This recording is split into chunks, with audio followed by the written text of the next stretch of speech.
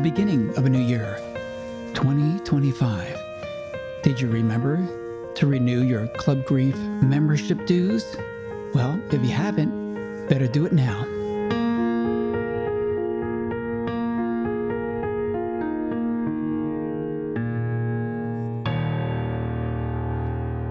Now, I hope I brought a little smile to your face with the dues renewal comment, because as you know, Club Grief members, there is no monetary dues you pay to be here in Club Grief, and we pay our dues every day with our grief. Club Grief is just a place that is always there. You can wander in, you can wander out. Stay for a little bit, stay for a lot of bit. Here's the thing, Club Grief will always be there for you, because grief doesn't simply go away. Now, for this episode, I want to talk about something a little different, but it is very relatable to grief. The episode title, 988, I Want to Kill Myself, as you might have guessed, has to do with suicide, attempting suicide, and committing suicide. Now, I personally have called 988 when I was in the deepest, darkest of my depression. And to this day, my depression does continue. When I did call 988 several times, I'm not going to tell you why I called. I felt the need to call. What was discussed when I did call, how long I had to wait to talk to somebody. Maybe somebody just wasn't there. But the great thing is that it exists, as does many organizations around the world dealing with suicide and suicide prevention. And what is my direct relationship with suicide? I don't know anybody who has committed suicide. Well, let me just take that back for a moment. This triggered a memory of mine. My younger brother, many, many years ago, back in Philly, swallowed a bottle of Excedrin. Excedrin is a aspirin. My mother used to keep bottles around the house because she would use Excedrin quite often. She would get up, maybe pop 4 pills and get on with her day, drink a lot of iced tea, etc. And she was a nurse, so she had a lot of stress, but she also had access to many medications. She was licensed to distribute and administer narcotics prescribed by a doctor. And when you prescribe narcotics, every pill is counted for. So she couldn't just take a pill and not account for it. Some nurses did do that, and they got in trouble, or they got away with it, or sold it, whatever. So my younger brother consumed many Excedrin pills that were in a bottle. I don't know how many there were, but there were enough there that they had to rush into the hospital and pump his stomach. What I can remember, it was more of a call for help. Now, I'm not an expert. I'm not a doctor. I'm not a scientist. And I'm trying to think, what is the commonality of suicide? Of course, my brother was calling out for help. I believe that to be the case in many, many situations, and no one's there. One thing you can do if you know someone in trouble is just reach out to them, try to be there for them the best you can. But if they are determined to do what they're going to do, they're going to do it. The thing about suicide is it doesn't care about your status in life.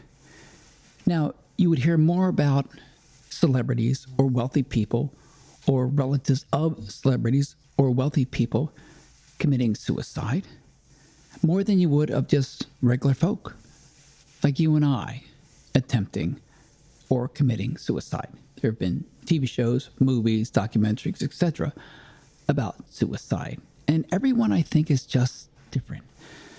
But I think one of the triggers is depression, is grief, is loss. And most important, I think, the most common is hopelessness. There is no hope. And I just want to tell you what I've learned from grief and loss, much loss, is there is always hope somewhere. You just need to find it, or it needs to find you. I want to kill myself. Yes, that is the title of this episode. You might be wondering, why did I call it that? 988, suicide hotline, and I want to kill myself. You see, I'm a songwriter, and quite some years ago, I wrote, recorded, and released a song titled, I Want to Kill Myself. Now, before you jump to the conclusion of what that song is about, I'm going to tell you right up front, it is a song of hope. I will not tell you what inspired it, but mainly when I write songs, I'm usually inspired. And what inspired me was something very personal. If I meet the person that inspired it someday, I'll share with them, but it was more than just one person. That one person was more like the spark that led to more inspiration, thinking about people wanting to kill themselves. And what exactly is the significance of that song in Club Grief? Okay. I've written and recorded over 380 songs. It's the beginning of 2025, and it's going to keep going up and up and up. I Want to Kill Myself is the most popular, streamed and downloaded song of my entire catalog. It has the most streams, the most downloads, the most people saving, listening to it in over 100 countries, 1,000 cities around the world. Yes, it is my top song. You might be thinking, why would that be? Well, we just talked about suicide and the hopelessness. And I believe when people listen to the song, as I said, it is a song of hope. They get something out of it that perhaps might even prevent them from attempting suicide. Now, do you know what my number 2 most popular song is? Going to Disneyland, which also includes all the Disneyland theme songs. Going to Disneyland, holidays, Christmas time, Halloween, going to Disney World, going back to Disneyland.